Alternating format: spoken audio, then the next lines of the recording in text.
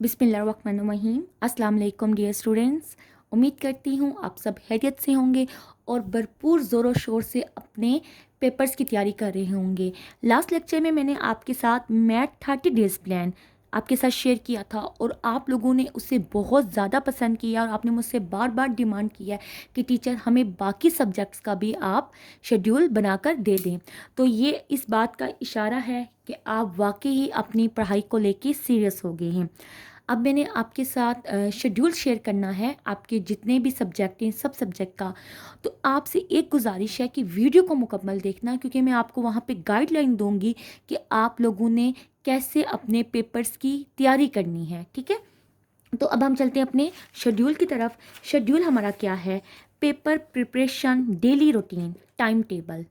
ये आपका स्टार्ट होगा 2 मई से, क्योंकि आज यकम मई है तो 2 मई से स्टार्ट होगा और ये 13 जून तक आपका यही टाइम टेबल होगा, क्योंकि कुछ बच्चों का 15 जून को पेपर है और कुछ बच्चों का 16 जून को पेपर है। तो इस वजह से 13 जून तक आपने यही तैयारी रखनी है, यही तरीका रखना है।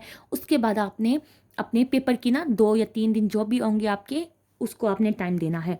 तो सबसे पहला टाइम है आपका, यहाँ पे सब्जेक्ट मेंशन है, सुबह 9 से 10 बजे तक आपने तर्जमातुल कुरान पढ़ना है। और तर्जमातुल कुरान आपने कैसे शुरू करना है? सबसे पहले आप एमसीक्यूज़ और शॉर्ट करेंगे।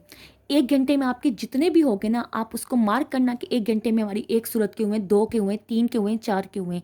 नेक्स्ट डे आपने उससे आगे लेके चलना है। इसी तरह करके आपने सबसे पहले अपने तर्जमातुल कुरान के एमसीक्यूज़ और शॉर्ट मुकम्मल करने हैं। फिर जब ये आपके कंप्लीट हो जाएंगे तो आप किसकी तरफ मूव करोगे? तर्जमातुल कुरान के जो आपकी ज़हीरा अल्फाज हैं उसकी तरफ मूव करोगे। जब आपके ज़हीरा अल्फाज सारे हो जाएंगे तो फिर आप दोबारा से आएंगे और जो आपकी मुंतखब आयात हैं आप उनके तर्जमे करेंगे।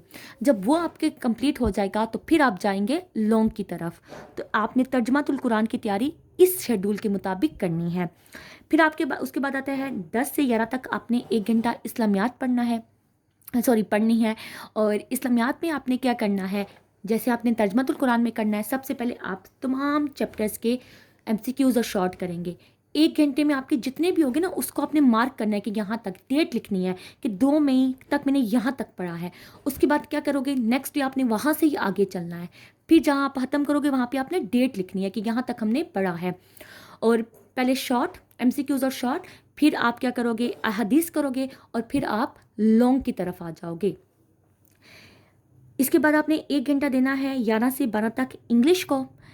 और इंग्लिश के भी आपने क्या करना है? सबसे पहले आपने इंग्लिश के चैप्टर्स के एमसीक्यूज़ जो एक्सरसाइज होती है, जो क्वेश्चंस आंसर होते हैं, और आपकी पोस्ट रीडिंग, वाइल रीडिंग और प्री रीडिंग, ये जो क्वेश्चंस हैं शामिल हैं, टीचर्स ने आपको बताए होंगे, निशान लगवाए होंगे, वो आप लोगों ने लाजमी तौर पर करने हैं।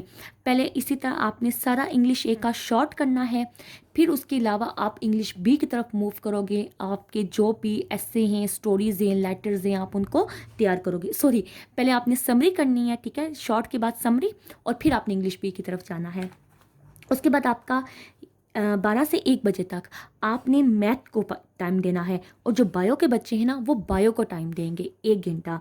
अब तरीका वही है। मैथ का मैंने आपको शेड्यूल आपके साथ शेयर किया हुआ था कि 1 घंटा किस एक्सरसाइज को देना है, कितना देना है, और जो इम्पोर्टेंट लॉन्ग शॉर्ट है वो मैंने आपके साथ शेयर किए हुए, तो उन्हीं की प्रैक्टिस करनी है। और बायो के बच्चे अपने बायो का जो चैप्टर्स हैं वो याद करेंगे, और तरीका वही है कि जहाँ एंड करोगे 1 घंटे तक वहाँ पे आपने डेट लिख देनी है। नेक्स्ट डे आपने उसी से स्टार्ट लेना है। फिर आपकी आ जाएगी ब्रेक। इस ब्रेक में आप क्या करोगे? लंच करोगे, जोहर की नमाज अदा करोगे, और उसके बाद आपने 2:30 बजे बैठना है। मतलब कि दरमियान में मज़ीद आधा घंटा आपको ब्रेक है।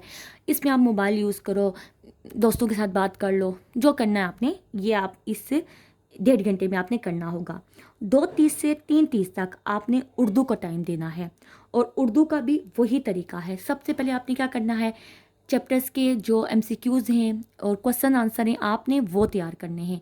वो तैयार करने के बाद जब चैप्टर्स आपके ओके हो जाएंगे, फिर आपने नज़मों की तशरीह की तरफ जाना है। जब नज़मों की तशरीह आपकी सारी हो जाएगी, फिर आपने गज़लों की तशरीह की तरफ जाना है। जब आपकी वो हो जाएगा, फिर आपने अपने उर्दू बी की तरफ मूव करना है। और उर्दू में वैसे भी आपको ना अच्छी खासी छुट्टियां हैं, और छुट्टियों के दौरान भी आपकी यही रूटीन होगी। मतलब जो छुट्टियां होंगी ना, उसका मैं आपसे अलग शेड्यूल आपके साथ शेयर कर दूंगी कि किस तरह आपने पढ़ना है, लेकिन अभी आपने यही शेड्यूल इसका रखना है। उसके बाद आपकी फ़िज़िक्स आती है। फ़िज़िक्स आपने 3:30 से 5 तक करनी है, ये 1.5 घंटा आपने करनी है, और ये 1.5 घंटा आपका अच्छा खासा टाइम है। इसमें भी आपने वही तरीका अपनाना है कि सबसे पहले आप क्या करोगे, शॉर्ट करोगे, सब चैप्टर्स के शॉर्ट करोगे। शॉर्ट किसी भी चैप्टर के आपने नहीं छोड़ने, ठीक है। उसके बाद आप आओगे लॉन्ग की तरफ, और लॉन्ग में जो आपने पेयर सेलेक्ट किया हुआ है ना, आप उसी पेयर के मुताबिक करना, लॉन्ग तैयार करना, ठीक है। और इम्पॉर्टेंट लॉन्ग देख लेना आप, और मैं कोशिश करूँगी कि आपके साथ फ़िज़िक्स के इम्पॉर्टेंट लॉन्ग शेयर कर दूँ। अगर आपको चाहिए तो आप ना कमेंट सेक्शन में लाजमी मुझे बताइएगा। और अगर फ़िज़िक्स का भी आपको 1 मंथ प्लान चाहिए, तो मतलब कि आप कौन कौन से पेयर रखेंगे, कहाँ से शॉर्ट करें, कहाँ से लॉन्ग करें, तो मुझे लाजमी बताइएगा, मैं आपके साथ ये भी शेयर कर दूँगी, ठीक है।